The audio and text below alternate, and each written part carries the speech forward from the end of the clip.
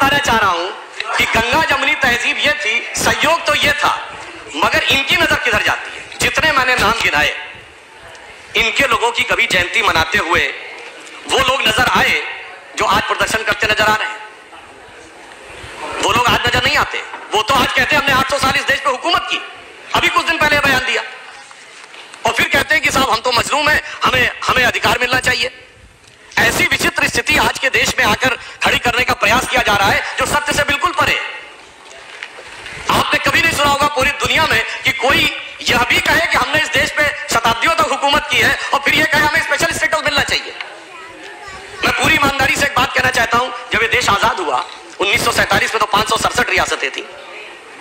यह बताइए, आज हम माइनॉरिटी की बात करते हैं, देश की सबसे अधिक पढ़ी लिखी कम्युनिटी कौन है? पारसी, 0.1% की माइनॉरिटी है। सबसे प्रॉस्परस कम्युनिटी कौन है? जैन, 1% की माइनॉरिटी है।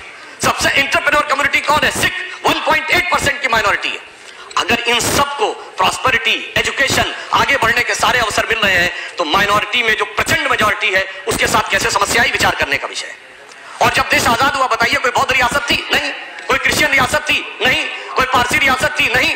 एक महाराजा पटियाला को छोड़ दे तो सिख रियासतें भी नहीं थी, मगर लाइन लगा के मुस्लिम रियासतें थी। नवाब पटौदी, नवाब रामपुर, नवाब भोपाल, नवाब लखनऊ, हैदराबाद निजाम, जूनागढ़ के नवाब। फिर ऐसे हालात क्यों हो गए?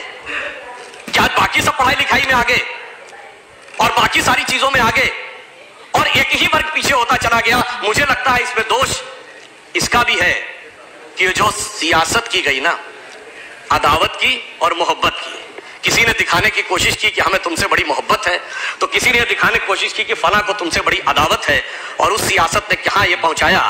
सभापति जी, किसी को किसी की मोहब्बत ने मारा, किसी को किसी की अदावत ने मारा, पर इस शराफत अली को सेकुलर सियासत ने। इसलिए मैं ये कहना चाहता हूं, आज के इस यथार्थ को देखिए, पूरे देश में जो सामने दिखाई पड़ रहा है, ज्यादा खतरनाक बात जानते क्या हो रही है? मैं सदन का ध्यान आकर्षित करना चाहूंगा कि ज्यादा खतरनाक बात यह हो रही है कि अब ये बहुत उग्र स्वरूप में आगे बढ़ने का एक प्रयोग किया जा रहा है। और उसका उदाहरण मैं ये कहना चाहूंगा, जब सीए का विरोध हुआ तो विषय क्या था कि असम की संस्कृति की रक्षा करनी है या असम के लोगों के हितों की रक्षा करनी है। मगर सबसे पहले आंदोलन कहां शुरू हुआ? जामिया में, उसके बाद अलीगढ़ में, उसके बाद नदवा में, उसके बाद हमारे एक दूसरे सदन के सांसद है जो हैदराबाद के, वो सबसे बड़े झंडा बरदार, अलंबरदार बन गए। और सबसे पहले रेजोल्यूशन कहां पास हुआ? केरल की असेंबली में। अब बहुत ही सहजता से समझा जा सकता है, इसमें कोई रॉकेट साइंस नहीं है कि और सुनिए, फिर उसके उपरांत क्या हुआ सभापति महोदय? ये सारे विषय गौण हो गए। पता नहीं कौन कौन से विषय आने लगे उसके अंदर, कश्मीर से लेके धारा 370 से लेके देश को अलग करने से लेके आसाम को परमानेंट अलग करने तक।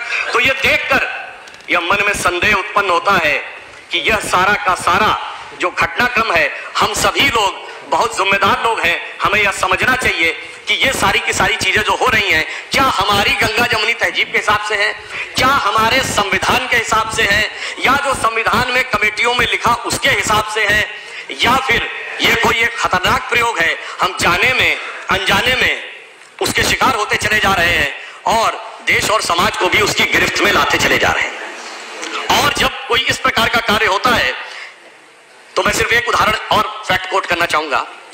एक बहुत बड़े पत्रकार है मार्क टेली, जो 26 वर्ष भारत में रहे, बीबीसी के उन्होंने संवाददाता रहे।